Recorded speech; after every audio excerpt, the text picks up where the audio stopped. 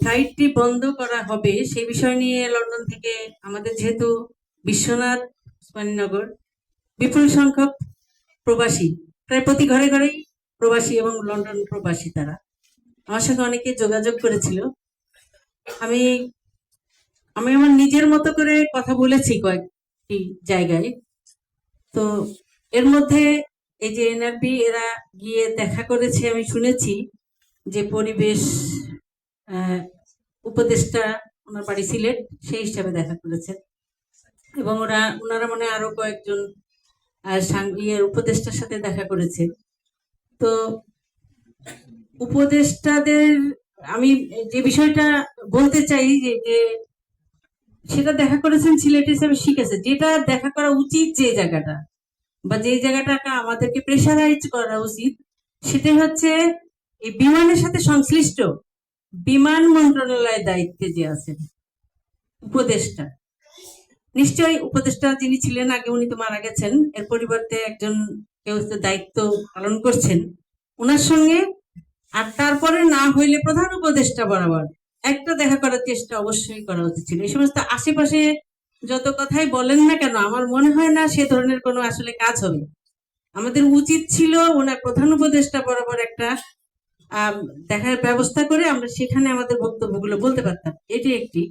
আরেকটা আমার মনে হয়েছে যে ইউকে তে যারা বসবাস করে সবাই মনে হয় এই প্রজেক্টের সাথে সম্পৃক্ত নয়, কারণ যারা যারা লন্ডন এরিয়াতে বসবাস করে, যাদের জন্য হিথ্রো সহজ, যারা হিথ্রো ইউজ করে অভ্যস্ত, তারা কিন্তু এটা নিয়ে খুব একটা মাথা ব্যথা আছে বলে আমার মনে হচ্ছে না। এখন কতটুকু সত্যি আমি জানি না, আপনারা জানবেন। যে আপনারা যারা ম্যানচেস্টার বা বার্মিংহাম অথবা ওই সাইডে আপনারা যারা থাকেন, তারাই শুধুমাত্র এটা নিয়ে কথা বলছেন, কিন্তু বৃহত্তর স্বার্থে, সিলেটের স্বার্থে, সিলেটবাসীর স্বার্থে, সবার সাথে সিলেটের আমাদেরকে এক হতে হবে। সেটা হলো প্রথম কথা। সেটা লন্ডনে যে অঞ্চলে আপনারা থাকেন না কেন, যেখানেই আপনার ব্যবহার করেন, আমার প্রয়োজন নাই দেখে আমি একটা বিষয়ে সম্পৃক্ত হব না, সেটা কিন্তু ঠিক না। কারণ সম্পৃক্ত একটা জাতীয় ইস্যুতে আমাদের সবাইকে সম্পৃক্ত হতে হবে, তা নাহলে আমরা আমাদের দাবি আদায় করতে পারবো না।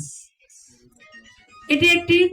আরেকটি হচ্ছে যে সোজা আঙুলে তো ঘি ওঠে না, আঙুল, সবাই বলে, কথায় আছে যে আমরা আঙুলটা বাঁকাইতে হবে। তো সেটা করতে হলে আমার যেটা মনে হয়, আপনাদের এই যে সমস্ত অঞ্চলে আপনারা থাকেন বা আপনাদের বাড়ি, প্রত্যেক পরিবারের থেকেই এই বিদেশি আছে, ইউকে তে আছে, তাদেরকে সম্পৃক্ত করে আপনারা রাস্তায় নামেন, নামতে হবে।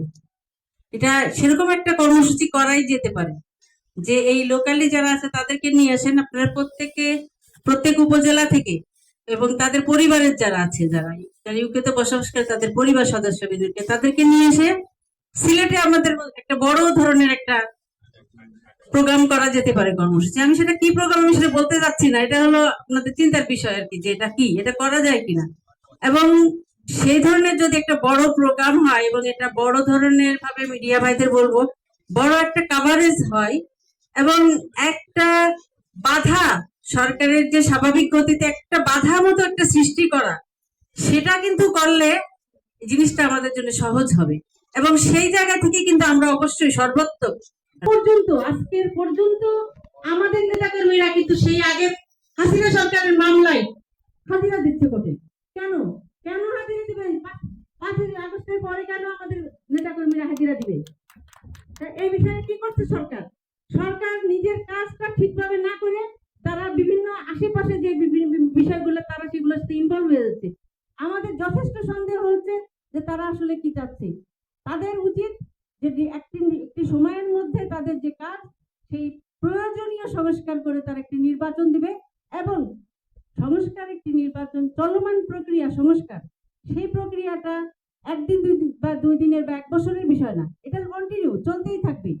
তারপরে যে সরকার, নির্বাচিত সরকার ক্ষমতা আসবে, তারা সেই সংস্কারটাকে এগিয়ে নিয়ে যাবে তাদের মতো করে। কিন্তু তারা সংস্কার সংস্কার বলে তারা নির্বাচন দিতে চাচ্ছে না, নির্বাচনে গড়িমসি করছে, বিভিন্ন ধরনের করছে, আবার যে কাজগুলো তাদের করার কথা তারা সেগুলো না করে তারা আর অন্যান্য ধরনের বিভিন্ন ধরনের কাজ করছে। আজকে যদি ফ্লাইট ম্যানচেস্টার বন্ধ হয়ে যায়, এর দায়ভার কার? এর দায়ভার হবে এই বর্তমান এই সরকারের উপরে, এই দায়ভার, সম্পূর্ণ দায়ভার। তাহলে এই সরকারকে আমরা এই দায়ভার নিবে। 1 বছরের জন্য 2 বছরের জন্য এসে এই দায়ভার কেন নেবে? সুতরাং সেই সব বিষয়গুলো কিন্তু সম্পৃক্ত, আমাদের সেই বিষয়গুলো চিন্তা করতে হবে।